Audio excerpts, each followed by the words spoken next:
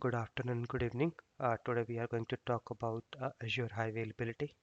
Now, before going to the Azure, first we need to understand what exactly is the high availability is. So, high availability is the refer to basically a set of technology which basically used to minimize the IT disturbance by providing the business continuity for the application or for the IT infrastructure which is running in the organization. So, let's take an example. You are running a server on the on-premise, and that server is hosting a very critical financial application which basically used by the finance team for billing and other stuff. And that server is goes down somewhere due to the hardware issues, and that is not going to be came up for next 2 3 days, which is again a very highly revenue loss for organization, and this can cause a revenue and loss for the organization as well. With the edge, if we move to the cloud, and today we are going to specifically talking about the Azure. With the moving to the cloud or with moving to the Azure, we have a multiple options to set up the availability for the resources which we are running for the services which is running on the Azure cloud. So here we have some sort of availability options for the VM. So this options basically applicable to the VMs and the other services as well. But if you are running any kind of PaaS services that have availability zone to uh, uh, get the high availability. So we have a single VM, we have availability set, we have availability zone, and we have a paired region. So all of these four services have a different SLAs based on the options which you select.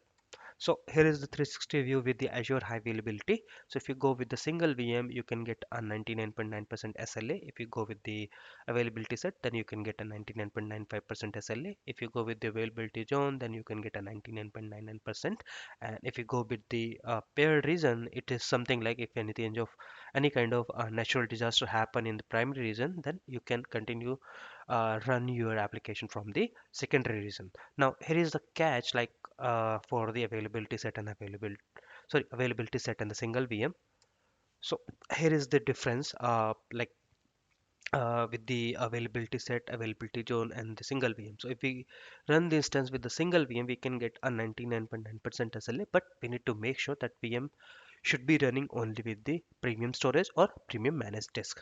Or with the VM with the availability set, we can get a 99.95%. In this, there is no conditions on the storage type.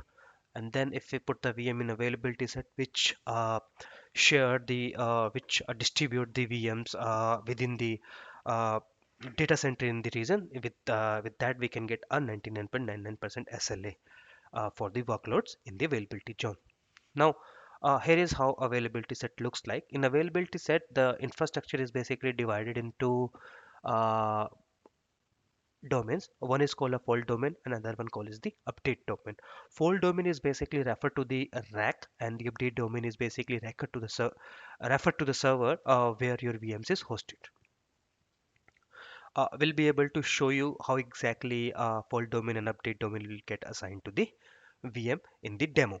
Now, one important thing we need to understand, like fault domain is always referred to the unexpected outage, and update domain is always referred to the planned outage. Now, in case of any disaster happen on a fault domain 1, the fault domain 2 will be always going to be available, and all the VMs which is basically distributed in this two fault domain, the one fault domain with the VMs which is there in the fault domain 1 will be able to serve the applications from there.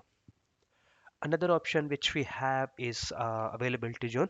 So availability zone is kind of feature which allows you to distribute the workloads within the data center in a region.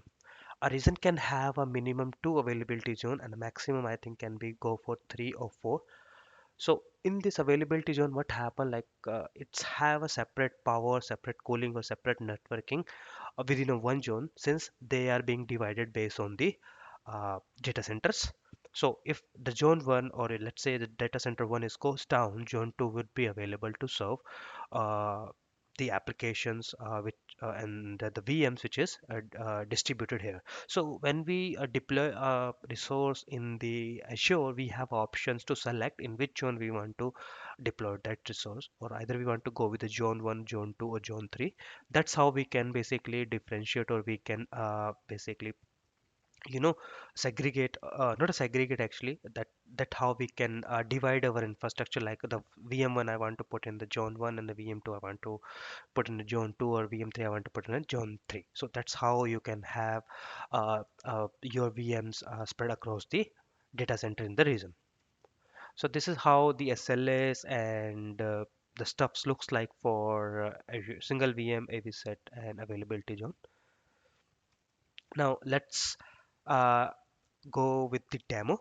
In the demo, I would be able to show you how you can go ahead and have your VMs or resources deployed in the availability zone, or how availability set assign the fault domain or update domain to the VM.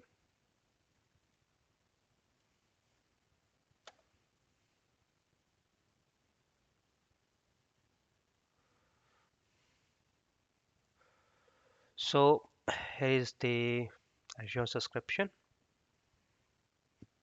I'm logged in with one of my user. So I don't have any resources. If I go to the all resources, I don't have any resources here. So first of all, what I'm going to do, I'm going to deploy a disk. I'll show you that how you can differentiate the availability shown with the Azure resources. So I'm taking example of disk, but if you go with the other services, you do have services which support the availability zone.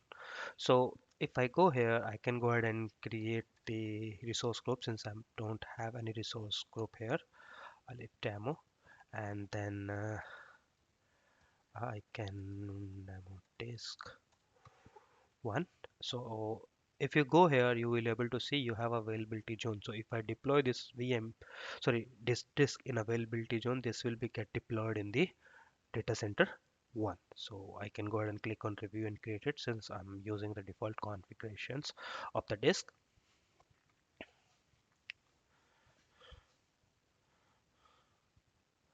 So if I click on create, it's going to take a few seconds to get created. I can go ahead and deploy the one more. In my cases, I'll go back to here. I'll go to create. I would be able to see this one. Okay, Alif demo disk 2. So in this case, I can have a selected to the zone 2. So I'm just having a default configuration. So let's click on review and then click on create. So this is going to be take a little time. And if I go to the my disk one, which is already created, this is being in the availability zone 1, and I'll wait for another disk to be get created. So yep, that has been done, and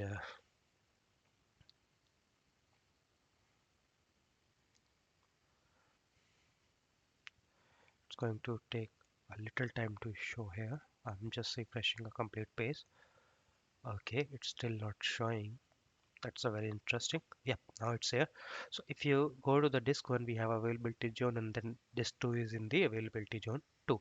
Now in this case, what happen if the VM with the disk one is deployed in the zone one, or VM with the disk in the with two is deployed in the zone two? If any kind of disaster happen in the zone one, VM basically from zone 2 would be able to serve your application. But only thing is, like, we have to make sure we are having a same application with the same configuration, then only it would be able to run the same set of functions within the application for the from the VM.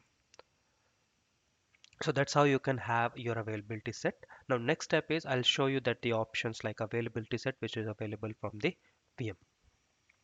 Now if I go to the virtual machine, and if I go to the option in the in availability option, you will be able to see we have availability zone and we have availability set. So with the availability zone, what happened, the VM will be distributed across the region, sorry, across the data center in the region. But with the availability set, the VM will be distributed in the one data center but across the racks. So I'm just creating a one VM. So in this case, I'm using the availability set. I'm creating a new availability set.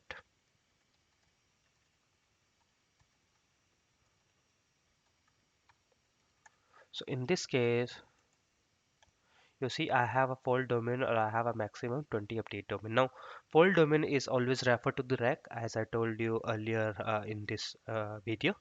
And update domain is referred to the server in the rack where our VM is hosted over the virtualized environment. So I'm putting, I can go up to one or two. So minimum two is full domain is required, and then I can have it minimum uh, limit here. I can go to either one or I can go to the five. So I'm putting it to maximum, and both of them I'm putting in the maximum. Click on OK, and then I need to define the username and a password. So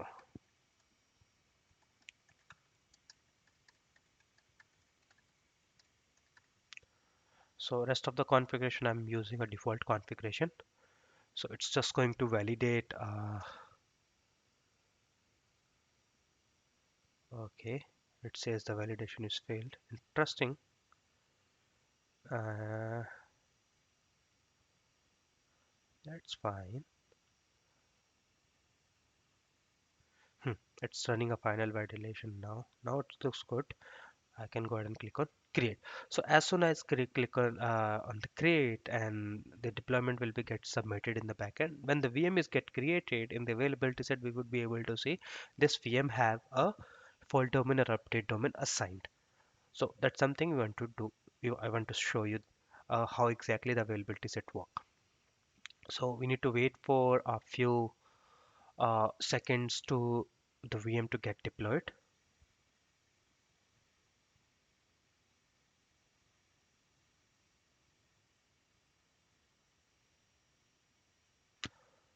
So VM is still in progress. The VM is still getting deployed.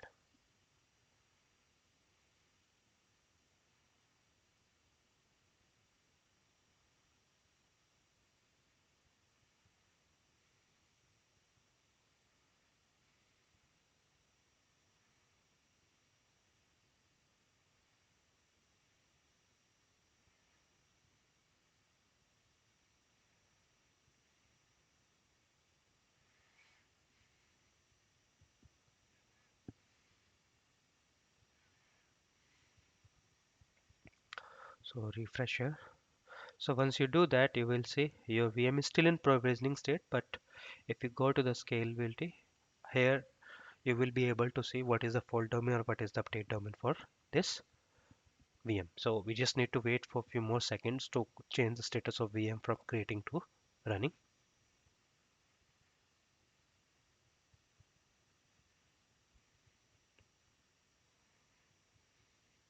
Because we can see the deployment is still in progress. So it's deploying all the dependent resources like network and everything in the backend. But now we can see it's succeeded. So we just need to refresh here. It's running here. If we go in this here availability set, we'll be able to see the full domain and update domain is assigned here, which is started from 0. So update domain is like started from 0, 1, 2, and then the fourth VM will get a full domain from 0. Uh, Update domain can be started from 0 to 19, and then if we go to the another 21 VM, that will be get a update domain 0. Now that's how the fault domain is assigned when the VM is being created. Another thing is which you also need to be understand here, whenever we are stop starting a VM, not stop starting specifically, when we stop deallocating a VM and then starting a VM after some time, then in that case the fault domain or update domain can be changed for the changed for that specific VM based on the availability. So that's how you can go ahead and deploy a VM in the availability zone and in availability set.